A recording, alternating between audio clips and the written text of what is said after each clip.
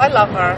I love her. She's fantastic. We all are like, we want to be her. So, DVF.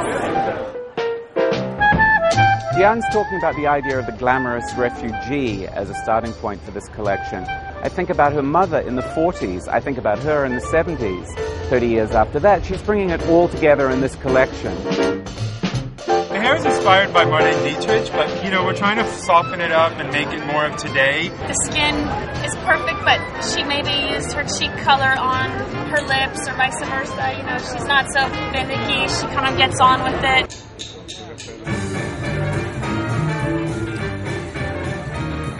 She feels really connected to what's going on in the world, and it shows in her designs and the kind of person she is.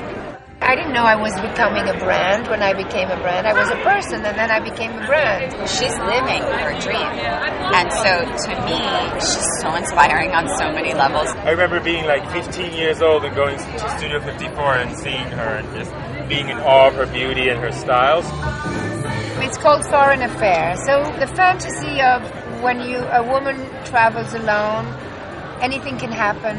And she's a singer, but she could be a spy. She's certainly a femme fatale.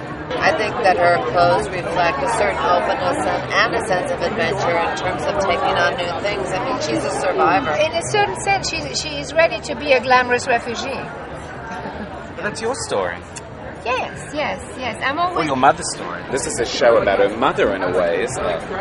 Everything is about her mother. You always see Diane's life story when you see her clothes. It's a hard accomplishment to be super chic and still be bohemian. How exciting to see color in New York.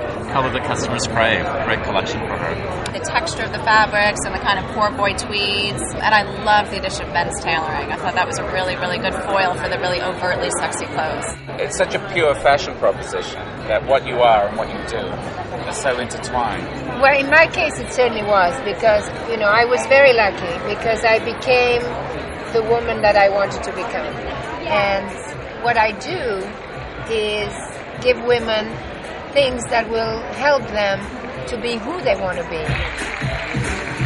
What my mother always said when I asked her, how did you survive the war? And she said, I always knew it was raining, but I was walking through the raindrops.